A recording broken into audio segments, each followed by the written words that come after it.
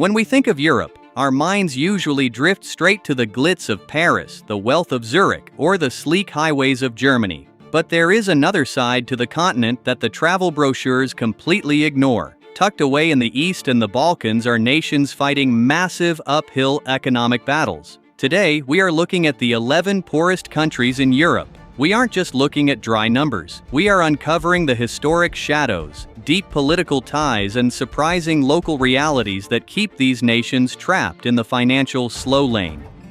Number 8. Ukraine.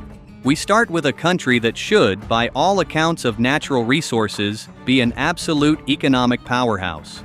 Instead, Ukraine sits at the very bottom of Europe's income scale. Now, the obvious headline here is the devastating war that escalated in 2022.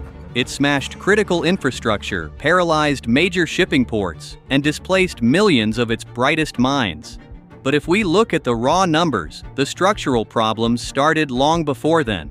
When the Soviet Union collapsed, Ukraine inherited a massive, heavy industrial economy, but it struggled with a rocky, uneven transition to a modern free market. Today, its nominal GDP per capita hovers around $5,700. To put that in perspective, a typical worker in Ukraine would have to work for well over a decade to earn what an average citizen in Luxembourg makes in a single year. Yet, despite the destruction of their energy grid and immense economic pressure, the local population relies heavily on an incredibly adaptable tech sector and agriculture to keep the country moving forward.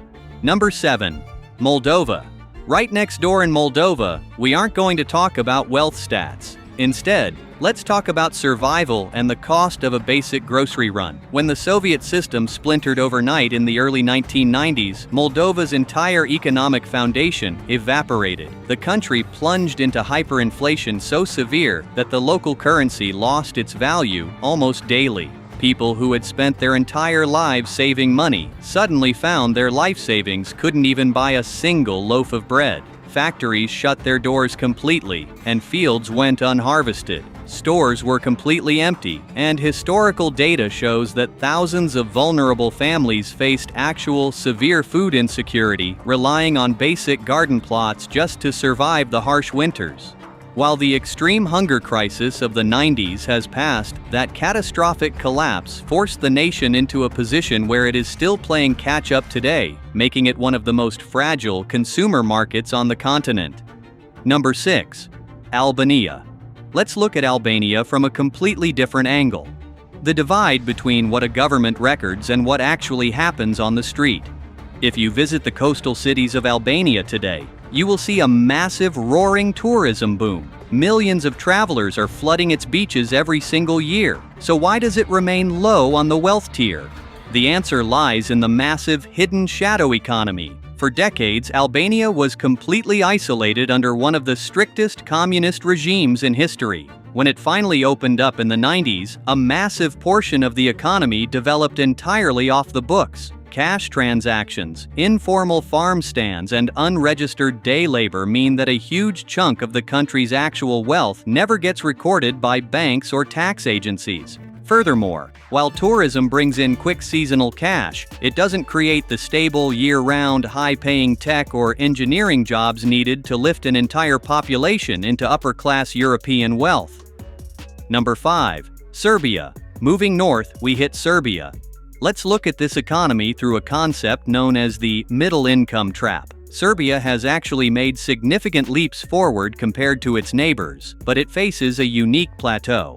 The country has successfully attracted large international corporations to build factories within its borders, specializing in mid-level manufacturing, rubber products, and electronics assembly. But here is the catch with that strategy. Companies go to Serbia because the labor is relatively cheap compared to Western Europe. If Serbian wages rise too high, those international companies might just pack up and move their factories to even cheaper countries in Asia or Africa. Therefore, the country is stuck in a delicate balancing act. It wants to increase wealth for its citizens, but it cannot raise wages too fast without risking its core manufacturing competitive edge. It is a classic example of an economy that has outgrown basic poverty but is still searching for the key to unlocking true high-wage prosperity. Number 4. Montenegro. Now let's look at Montenegro, a country with a tiny population of just over 600,000 people. To understand Montenegro's economy, you have to look at it like a seasonal heartbeat rather than a steady line. Because it possesses some of the most dramatic fjord-like coastlines in the world, Montenegro has heavily relied on luxury real estate and high-end summer tourism. During the summer months, cash flows like water through beach clubs and yacht marinas. But an economy built almost entirely on holidays is fundamentally fragile. When winter hits, the yachts sail away, the hotels empty out, and economic activity dramatically slows down to a crawl. Number 3. Russia. Our next entry requires looking at a completely different financial metric: wealth concentration. Russia possesses a massive global military and political footprint, along with some of the largest oil and natural gas reserves on Earth. Yet the average citizen sees very little of it. The answer comes down to severe wealth inequality. The vast majority of Russia's immense natural resource wealth is concentrated in a few key sectors and controlled by a handful of major corporations and elite urban centers like Moscow and St. Petersburg.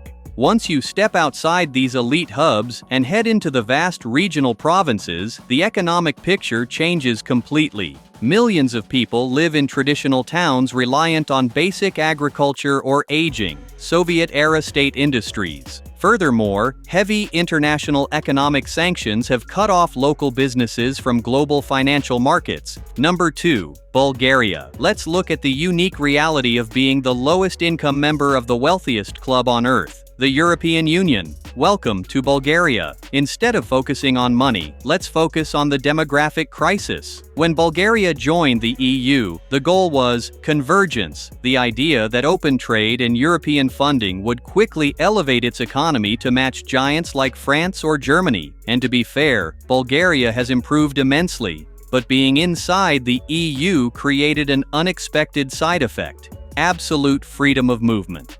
Number 1. Greece. Finally, we wrap up our list with a country that has a completely unique economic story compared to everyone else we've discussed: Greece.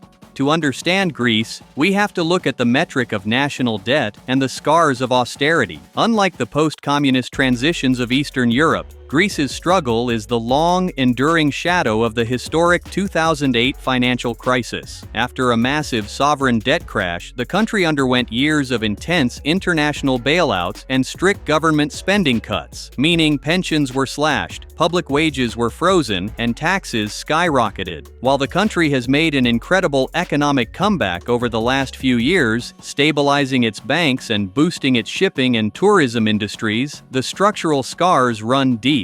Greece is a powerful, modern reminder that losing financial stability is incredibly fast, but rebuilding an entire nation's financial foundation takes decades of quiet, disciplined work. When you look closely at the data, calling these nations the poorest in Europe doesn't tell the whole story. As we've seen, the challenges they face are incredibly diverse, ranging from geographic bottlenecks and bureaucratic red tape to historical time capsules and the unintended side effects of open borders. So, what country's economic story surprised you the most? Let me know in the comments below. Make sure to hit that subscribe button for more deep dives into how our world works, and I'll see you in the next video.